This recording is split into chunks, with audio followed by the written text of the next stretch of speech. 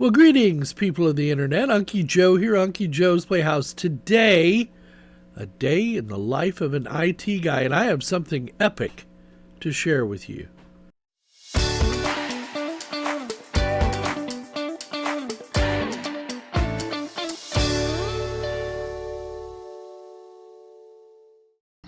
So let's talk about what I have here.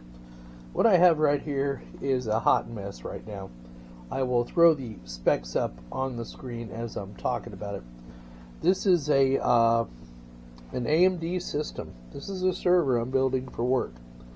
Some of the parts are going to stay in here, some are going to go, but we'll start with the case. So this is it's an eBay 4U chassis I bought. It's got a nice little, drop down here with the power and the reset and USB ports. Got two 5 1/4 inch slots, and then I tore this out, but it has a multiple 3.5 inch drive bays. That must be one, two, I don't know, a bunch of them. And then here's the bracket for the other side over here that I tore out. I just did that because the stuff was getting in the way, and Uncle Joe's a big guy and he doesn't like to be crowded. So I have two terabyte SP brand SSD drives. I think they're 2 terabyte drives. I have two of those. They're not in RAID 1. They're not in anything because all these machines that are on here, all the files get backed up. So I don't have them in a redundant mode. There's no need for it. This is an AMD EPYC CPU. And like I said, I flashed the specs up. A shout out to two people. One is Sakura and the other one is Medicurb. They both helped with getting this system together. Sakura sent me the lead on the motherboard and the CPU and the RAM, and basically these are older systems back from 2017, 2018 that are taken out of service, and then they sent them on a boat over to China to be recycled. They clean them up and refurbish them, probably put their spyware on them, I don't know. Then they ship them back to the US with a really good deal. That's what this is. This is about a $500 motherboard and it includes the motherboard, the CPU, and the RAM. And these are server grade super micro motherboards. These aren't knockoff motherboards. Well, at least I don't think they are. That includes the CPU, the RAM, and the motherboard. Now, I ordered mine about $570 for the configuration I ordered because I upped the RAM on it to 256, etc. In fact, one of the RAM sticks I got was bad. It's being replaced and they're sending me a new one. So great warranty service so far. We'll see. And they're just, what they did was they contacted a big server reseller in Dallas, the one I use, Garland Computer, and said, hey, do you have this RAM stick? And they're like, yeah. Okay, well, will you ship it to our customer in the U.S. because it was cheaper than shipping it on a boat, I guess. So I got the motherboard in, I got the CPU in, got the RAM in. The cooler was an extra $40, but well worth it in my opinion. And these coolers are dead simple. Motherboard fit in here great, just a 4U case. Now the power supply is another story. I also ordered a used power supply off of eBay. It got here, and for whatever reason, the damn thing wouldn't power up. And that's over here in this box, getting ready to go back to the people that sent it to me. And we thought it might be, Sakura was helping me with this, and we thought it might be the fact that this is a super micro motherboard, and they're a little picky about power supplies.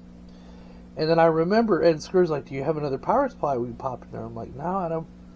All I have is my bench power supply. So what I did was I took my power supply out of my bench unit, which is down here sleeping peacefully, put it in here. It booted right up like a charm. No runs, no drips, no errors. So bad power supply. And then I remembered, and I was like, well, I don't want to have to buy a power supply now. I don't want to, I'm leery about getting another used one off of the eBays. And then I remembered that my buddy at Medicurb had sent me a power supply, an EVGA 850BQ. So I grabbed that out of my Medicurb parts box up there, and put it in here and decided to use it moving forward. so I could at least get the server all configured, and it had enough power leads and all that stuff. Now, since then, today, and man, pardon my workbench. Look, I got the rest of my office is clean and organized, with the exception of that box going out and then that right there. And then I work come up, and so here's some RAM going into our Synology NAS at work and upgrading that. And then here's the new power supply for that server. It's a Pi-Star. Now, this is a no-name brand nobody's ever heard of. You know, nobody like you and me, but brands come and go so quickly these days. But it has a 10-year warranty. It's an 80+ gold modular power supply. I got it for, it's 1,000 watt. I got it for $100 on the Amazons, and it's got a 4.5 star rating. So, unless that's all bogus, this is going to go in here along with this,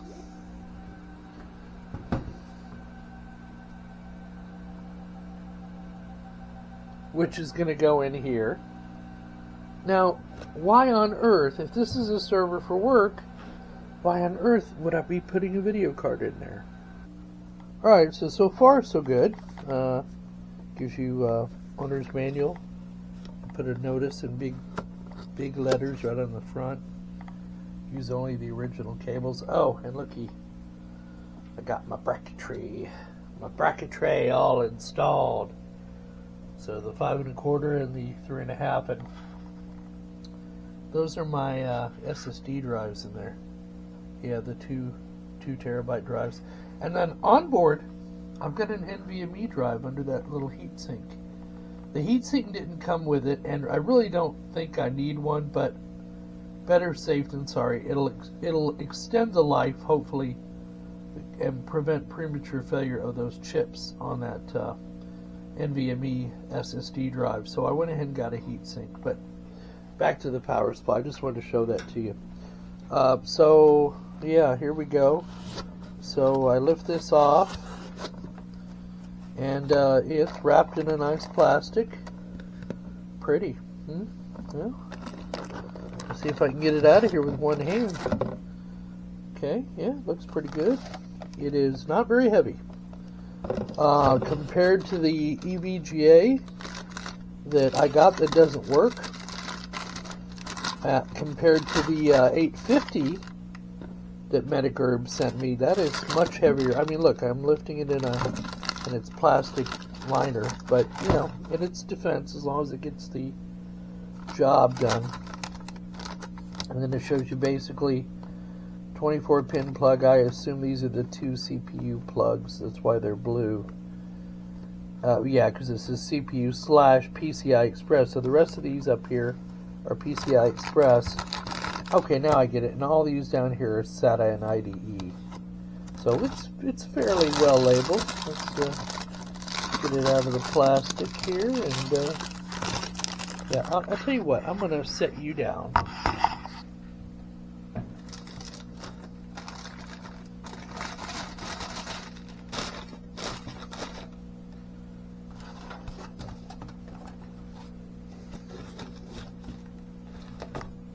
Alright, so here's the label on the top. So plus 5 volts is a maximum of 20 amps, 3.3 20 amps, 12 volt 83 amps, and negative 12 and positive 12 2.5 amps, and combined wattage on the plus 5 and plus 3 are 100 watts. And on the plus 12 are 999.6 watts. And it is an 80+ gold. It smells, you know, it smells like new stuff. So, and then in here I assume are the cables. Yeah, so they've got the cables all wrapped up here in a separate bag. They include a power cable. Yeah, I need another one of those. A tester. Wow, that's cool. And then a bunch of zip ties. So yeah, it's a nicely thought out, you know, for $100, not a bad deal, right? Now, as soon as I put it on the channel, it'll go up to 125, so just, be prepared for that. So we got all our braces back in, we got our power supply in, we got all of our power connections made. Our front fan is doing fan things, and yeah, the power supply just slid right in, and plugged it in, and lo and behold, look what I got. I got a green light there. Alright, and I got a green light there, and I got a green light over here. And look what I got. Ah, spoiler. That tells you what we're running on there, doesn't it? So, it booted right up. No problems, no runs, no drips, no fouls. I've got my lights here. And see my hard drive light flashing, see my power light flashing. And the front fan is working. Yeah, it slid right in, no problems at all, flipped it on. It'll be interesting to see how much power this uses when I get all the RAM in there. Now to install one more thing. And now through the magic of camera trickstery and my superior PC skills, there's now another box to add to the pile. The Zotac GeForce RTX 3060 12 gig video card, and trust me, yeah, I know I gotta do something about those cables. Baby steps. It is booting. IPMI is coming up. Now, one thing I didn't have is they didn't include this little 4-pin power plug connector with this power supply, so I'm gonna have to look into that and see if it's actually needed. But we're going to see if it boots into Proxmox, and if it does, then I'll consider this a success, and then we can button this thing up, and hopefully the rest of the configuration will... Oh, it looks like we had success. So the rest of this configuration will be done software, and then once the RAM comes in, we'll put the RAM in, and we'll button it up physically and get it off my bench and get it into work. Where I need to use it, so, and I can still access everything remotely. But as you can see, the power supply fit in there nicely. I did get a back plane for the board. I do have to put a slot cover in there, but yeah, it's a short stature 4U case, and I love 4U cases. If you're going to do a server and you're going to put a video card in it, do yourself a favor and get yourself a 4U case. If you're going to put it in a rack, or just in general, I really like 4U cases. They're big, they're roomy, and they look how many hard drives that'll hold. Yeah, so they're not hot swappable. Who cares? Who cares? At that point, it'll just hold so many of them. And this is a cheapy, creepy little fan. You can get it. I think I paid $105 for this case online, which is not bad for a 4U case. But anyway. Several days later. Alright, so we had some parts come in. Now, oddly enough, this power supply did not come with the second motherboard power connector. It only came with one, so I had to get one of these little doojumahickeys off the Amazons to convert an 8-pin to a 4-pin, and still give me an 8-pin as well, in order for it to reach, and I just kind of slapped that on there. So here it is right here, and then it goes to the 8-pin connector, and then to the 4-pin, and it's working fine. I've also got my fans in here, but I do notice that the bottom pins on this fan are coming out, so I'm going to actually remove these rubber hoochie-maflachis here, and we're going to use screws down there instead of those rubber bushings. They just seem to work better, especially for my setup. So I've got two 120mm Noctua fans here. We got the video card in, the RAM is in now, got the hard drives mounted, and we had this card come in. That is a 10 gig Intel X40 10 gig 10 base T card with two Ethernet ports on it, so it's a dual card. So that should complete the server now, and it should be ready to deliver. So we'll go back to my desk here, and then we'll go over the software setup and how I've got things configured so you can see it in operation. But it's been running well. I've tested all the components now. In fact, it should be ready to deliver to my employer this weekend. Now, one of the things about using a server class motherboard is the fact that you can have things on that. You control things on that, I should say, through an IPMI or a remote interface, and that's built into the Supermicro motherboards. It's another one of the reasons I chose the Supermicro over something else.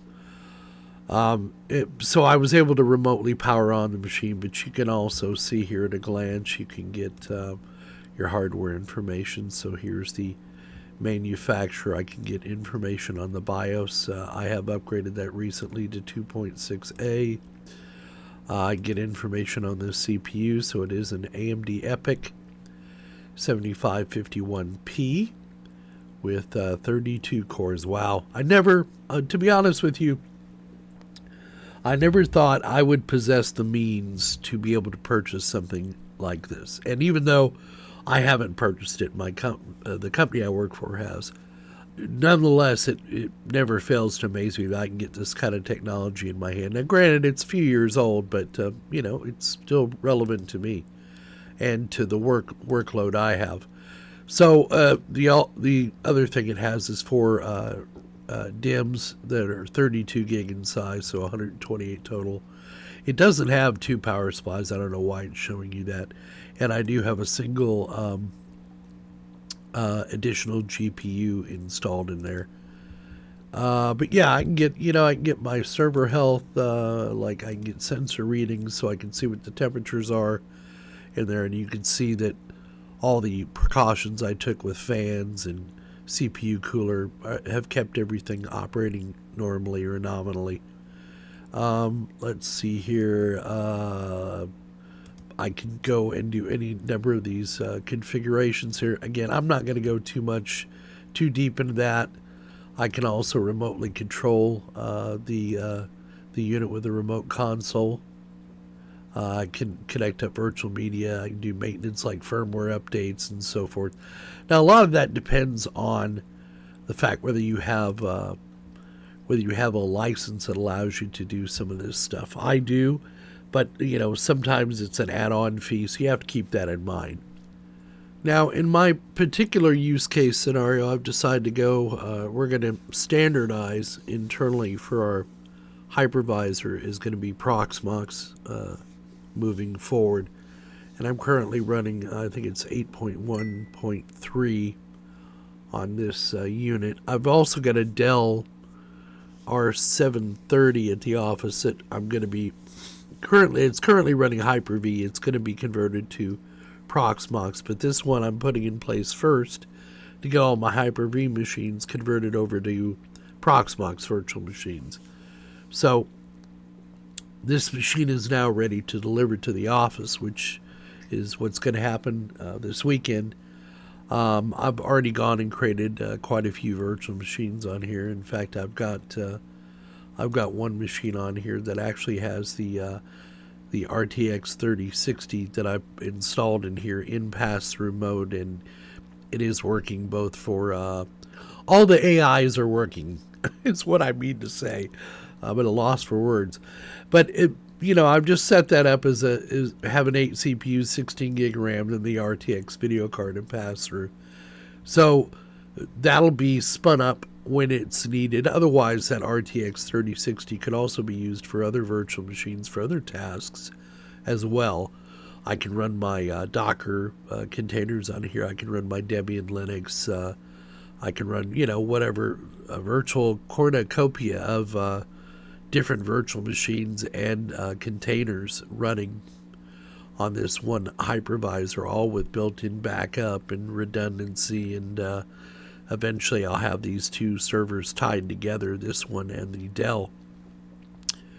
So long-term, this will be, our backbone moving forward. I think the Proxmox platform gives us the stability, the flexibility we're going to be needing moving forward with some of the projects I have planned to happen at work. And it gives me the ability also, it's very important, I've found, at your place of business, that you also have a sandbox environment or a lab environment, a place where you can actually test out new things without the danger. Will Robinson, danger. Speaking of danger, without the threat of it bringing down the entire network, tumbling about your ears. So the other thing I'm going to utilize is for lab work and testing of new group policies and security settings and all kinds of stuff like that. So it just, in today's day and age, if you don't have some sort of virtualization at your place of business, you should get it, in my opinion, because it just allows you so much more flexibility. All right, let's get some light on the subject.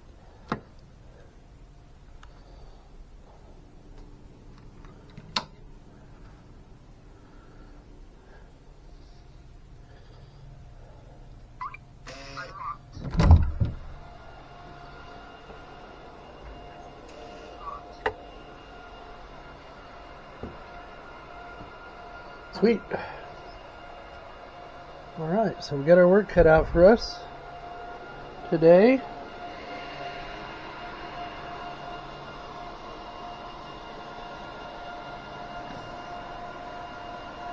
We'll get her done. Here's what I have to put in. All right, I guess we'll get started. There's nothing like an empty box to brighten my day. Okay, so move some stuff around. I had to go ahead and fire up another switch, a PoE switch, because I'm running out of ports because, stuff. So I got the unit in here. It's just basically sitting on a shelf. I don't have rack ears or rack rails for it. I will pick those up. And then I put the DS1621 there.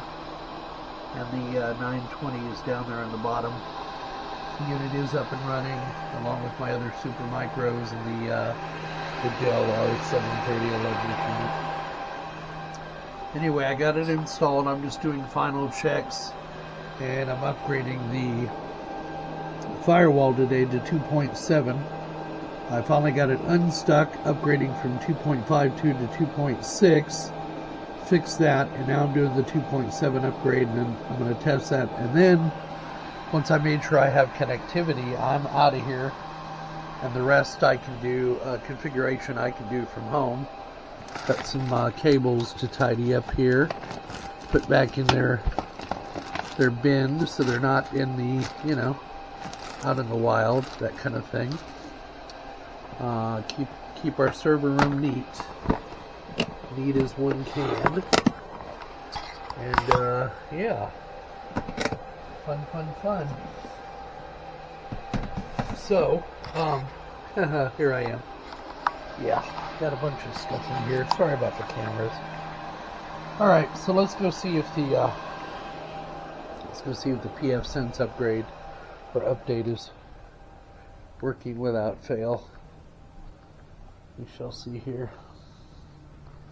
Yeah, cool. It appears to be. It said success, and it's going to reboot here in a few seconds. So there you go. It was probably one of my easiest installations at work because it's a short 4U server. I didn't even buy rack ears for it. It's just sitting on a shelf for now. I am going to buy probably rack rails and slide it on. Just makes sense. But what took the longest amount of time was acquiring the parts, replacement parts for the power supply and for the RAM, the assembly, loading of software, testing, waiting on network card to come in, waiting on the video card to come in. So I spent most of my time waiting on other things or other people. And once I got all the parts together, it happens pretty quickly.